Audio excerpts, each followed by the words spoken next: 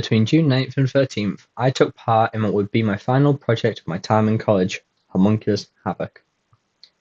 I knew this would be my final project of this period of my life, and I thought it would be nice to look back on the four significant game projects and the unique styles they all had. All of these projects were significant milestones in the skills I would develop to accomplish Havoc and Tentacles. I like to talk about each project, showing the significant skills I learned in that project, the issues I have with them in comparison to now, and how I'd improve on the games as a whole. It's such a joy to look back at each of these projects and reflect on what worked well with them. I also want to use this as a way to add an official ending to these projects and my time at college.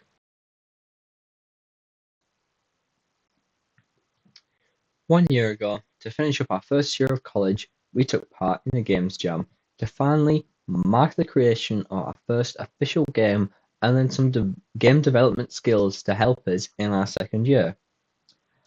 I remember the 10 a.m. start so familiarly, being joined in the presentation by four people from my class and being told the themes. What makes this jam so special from this year's was the fact that we were given 5 different themes to pick from. The only restriction was to include more than one. Our themes were Ocean, remove all enemies, Racing, one life only, and Magic Spell, which was a very compatible bunch of topics in my opinion. With our themes revealed during the rest of the presentation, I began brainstorming some ideas to propose to whoever I worked with. My strongest idea that I suggested relied heavily on the ocean part of the theme. I wanted to create a game set in the ocean where you would play as a capture the flag type of game as pirate ships, racing against the clock to hold the flag for as long as possible and defeating the opponent. Thinking back on this idea, I believe this idea stemmed from one of the games I was playing at the time, Star Wars Hunters, and the trophy game mode, where you pick up the droid trophy and have to score a collective points and avoid the enemies you face. I can't fully remember if this was the inspiration, but the fact that Hunters released just under a month before this project seems like an odd coincidence. What I've always loved about group projects is having my own ideas and either completely going with someone else's idea or molding the idea to be even better. So my idea being disregarded pretty early on was something I didn't mind. But the hardest part from there was coming up with an actual idea. It was a very early idea that I wanted a wizard that had a burning hatred for fish. We also had the idea of a pirate traveling around different islands and essentially conquering them, which, being unable to decide which idea was more fun, we just combined the two ideas together. Being a team of 5, it was quite easy for us to spread the workload between ourselves, and I took on the role of level design and programming. The other 4 took the roles of modeling, texturing, and 2 artists. We got straight onto this idea, developing the idea and assets day 1. This being our first game jam, I'm surprised that we didn't have a moment of realization with how little time we really had. But I love developing these ideas with the rest of the group and coming home and continuing to develop the mechanics and level throughout the week. Coincidentally, I'd also looked into a lot of the mechanics in this game beforehand, developing an understanding of an attack combo system, which would be used once again, landscaping tools, and animation blueprints. One of my favorite features used inside this project was the landscape splines I used to help create these landscapes, the plugin called Landmass. Since at this point I hadn't fully developed a good grip with the landscape painting either, the splines were actually a really useful tool and could make some unique landscape designs. The choice was down to the fact that we wanted to include some additional levels, and to be able to dynamically change these was great. We didn't make any other levels except from the one, since we wanted to focus on making a really fun and solid level to play through. But the intention was to use the same assets for each level, but provide different layouts to put the player in different situations and see how they took advantage of that. What also worked really well with this was that I'd come across an asset pack that came with a pre-existing landscape material, grass and trees, that helped take a chunk of the work out of the question, allowing us to focus more on world building and developing more specialized assets for the environment. Something that I was unfamiliar with was the range of different traces that Unreal Engine offers and the uses of these traces for games. I had done some experimenting with a friend using a line trace to hit a floating box to mimic the ability in The Legend of Zelda Tears of the Kingdom, which gave me a good understanding of how to use traces. So when we developed the combo system, we would create a trace around the sword blade to create an accurate damage output for the game. The combo system also used a bunch of animations that every time the player clicked the attack button, it would move on to the next animation. With the enemies themselves attacking with their fists and harpoon guns, they mainly use a line trace, which probably isn't the best for them and can be quite inaccurate at times. I think this project really captures my passion and enjoyment for level design, adding details and fun little set pieces to the level to add some charm and fun to every interior. I think the visuals are some of the strongest elements of the whole game, really helping it to stand out from the rest of the games I've developed over time. The realistic textures of all the models worked really well with the look of the environment, and they had a good level of detail to fit with the whole aesthetic of the game. However, there are a range of improvements I think that the game could really benefit from. Although the textures look good, they're all set at 4K, which for some models is probably quite unnecessary, especially with the pots and cheese models being so small and not super noticeable that being at 512 by 512 is probably more appropriate. Another issue is that the castle is one whole model, which I think would have been better as different pieces to make one whole modular asset so that if we had done other levels, we could very easily change the castle layout to add more fun to the game. I also think that having the player need to hold down the run button the whole time is quite annoying, especially with no stamina included in the game. I like that we have additional enemies around the world, but that does remove the kill all enemies aspect of the game from a certain point of view. Furthermore, I think adding more levels would definitely be an area of improvement, giving some more variation and develop some unique experiences for the player. However, Pirate Wizard is such a standout project to me, especially being one of the first projects that I worked with other people for, and being the first game I developed in such a short amount of time. I'm so proud of what it is. So much of this project really pushed me in the position I'm at with developing games. It helped me really develop a knowledge of programming and level design, and the lessons this game had taught me have been a prevalent part of every other project. Personally, looking back on this project, this idea has really inspired me, and I'd love to revisit this on my own and develop it to be in line with the knowledge I've developed across the past year.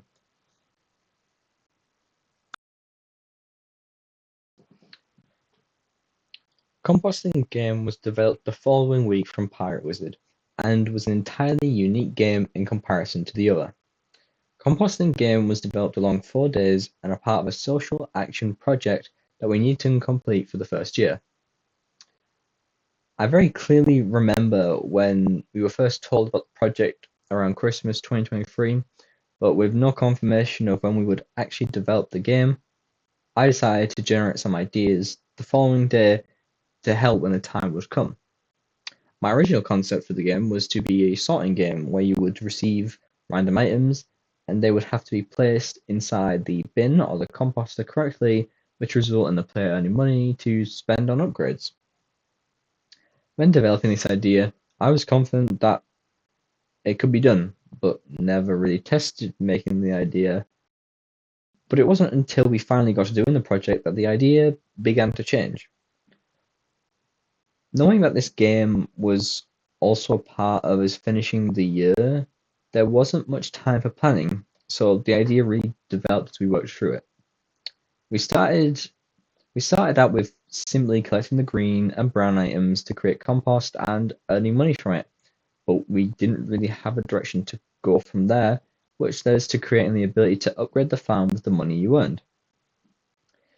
This was such a fun game to develop and helped me understand game instances and helped me develop my UI skills further. The game instance will be something I continue to use throughout a lot of projects, allowing me to access a range of variables and values that were needed across multiple levels.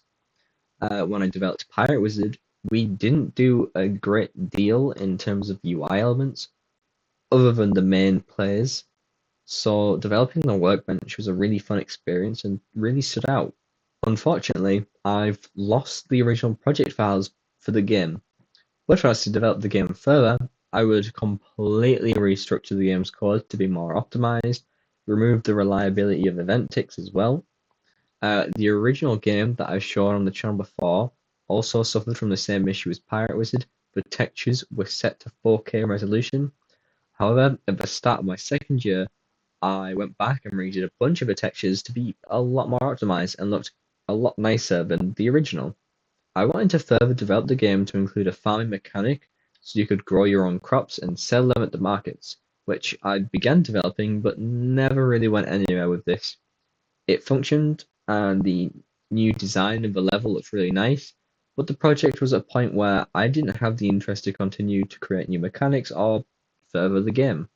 Composting Game is arguably one of my best creations, as the whole purpose of the project was for teaching a community about composting. I loved working on this project and think this complements the scale of Pirate Wizard so well, as well as helping me to develop my skills even further. Similarly to Pirate Wizard, I'd love to revisit the game to give it an update visually and with the new skills I've developed a year later. Having lost the original files and only having packaged versions, I'd have to recreate the game entirely, which would be a fun experience, but I don't think is an essential project right now.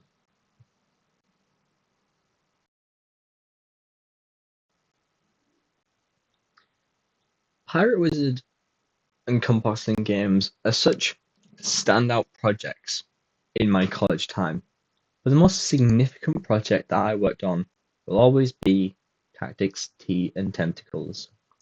This was such an ambitious project, built on fun and joy, and delivered in such a fun and interesting way that I can't forget any of the standout moments from the development of this game.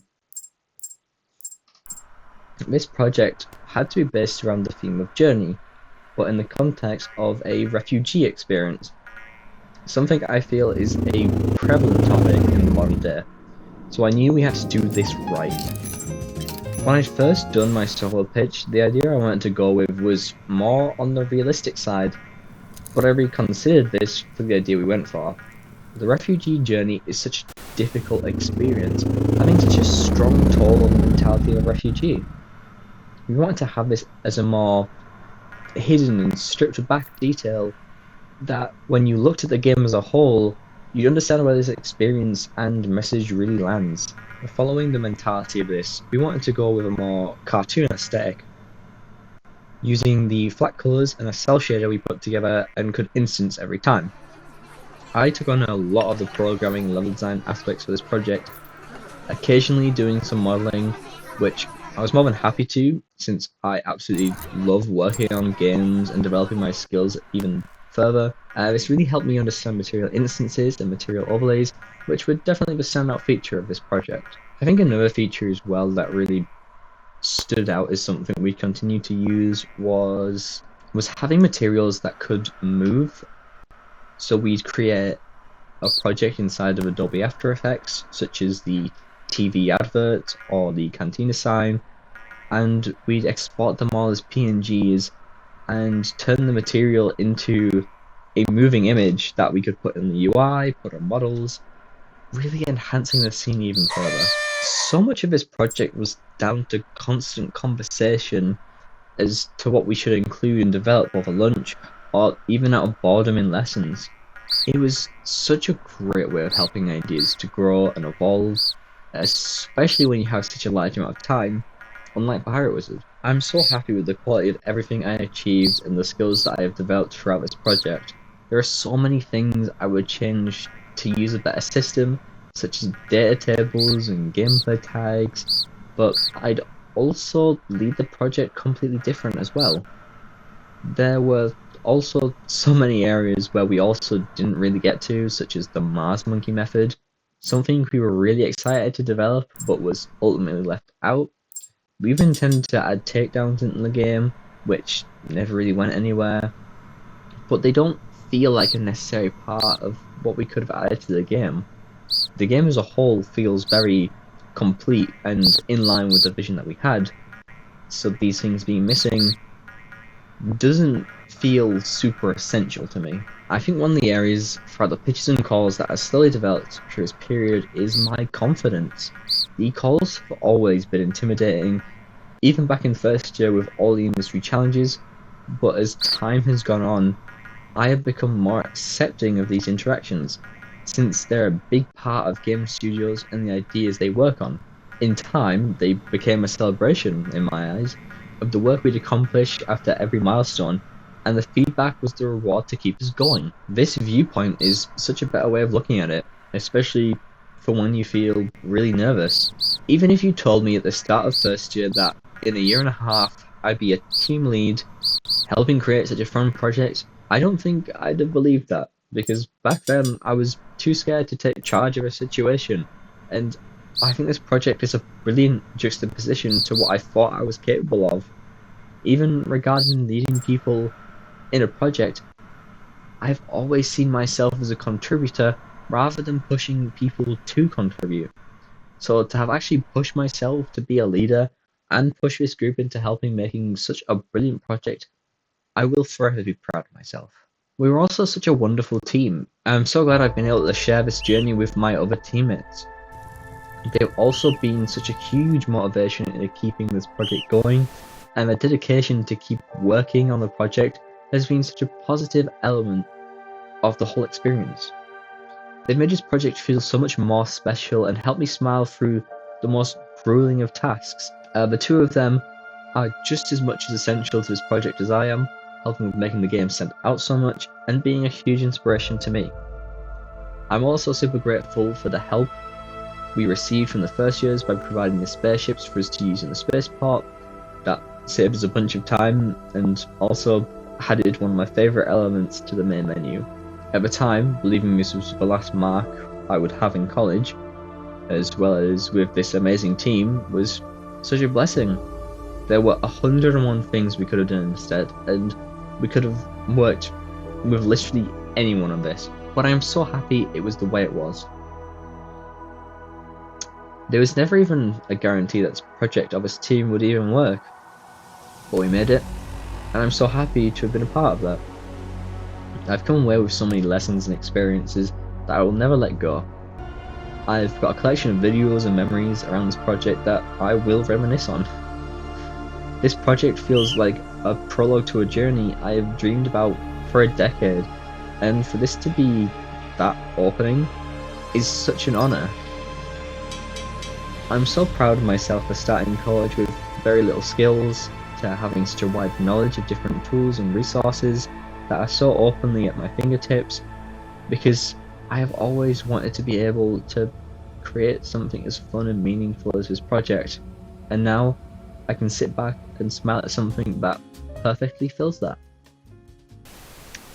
If there's one thing I hope this project can do, is inspire others to follow a similar journey of growth and development, understand the importance of a team, and complete them dreams they've always had, because it is possible. Find the fun inside your projects, make the memories that in 3 years' time you will remember and smile at, because that's what makes a project so special.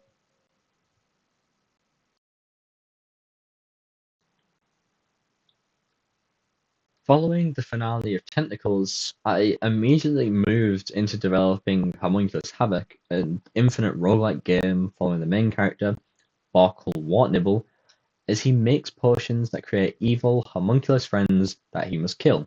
This was, likewise, a week-long games jam very close to the year anniversary of Pirate Wizard, but being run entirely different to the previous.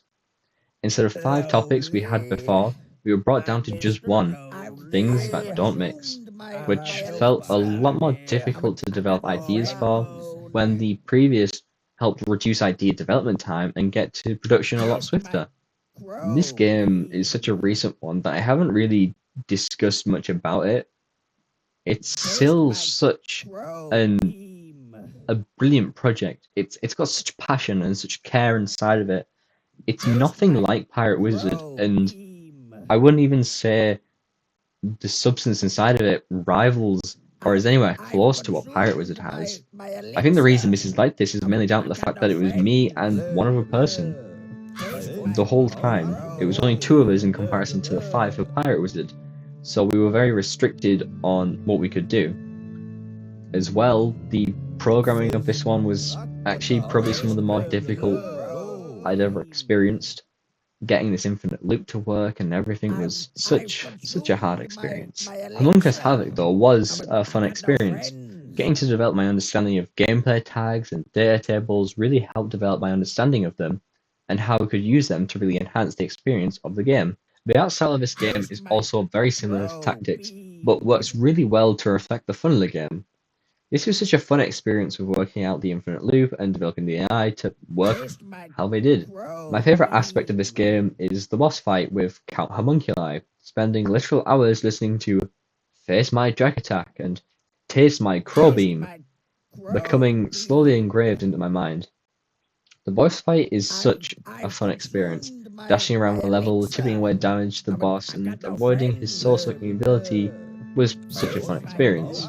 There was so much content we wanted to include within the game, such as two other different bosses that we had voice lines for, but ultimately decided that focusing just on the Count and getting him to work was for the best. I would have loved to have included a lot more buffs and enhancements throughout the game, rather than several different percentage buffs and the occasional strong enhancement. This being my definite final project as a part of college is such a crazy realization for me. It wasn't as hard as accepting the final pieces of Tactics, which made me very emotional. This was such a fun project to end the year on that didn't need a lot of effort or care. It was a really nice way to ease myself out of the constant stream of development for a project in such a stressful time.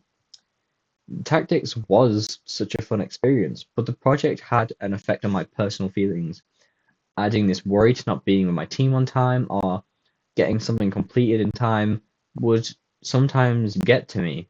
But Homunculus Havoc helped me to slow down, let go of that pressure and worry, and return to working on smaller elements across a larger period of time. It's so crazy to look back at the four largest projects from the past 2 years of college. I wish I could have spoken about Combat Noughts and Crosses as well as Project Archaeology, but being such small projects, I decided they didn't fit within this video. These four projects are such a staple of my game development journey, teaching me so much about developing games, my ideas, and how to communicate with a group of people.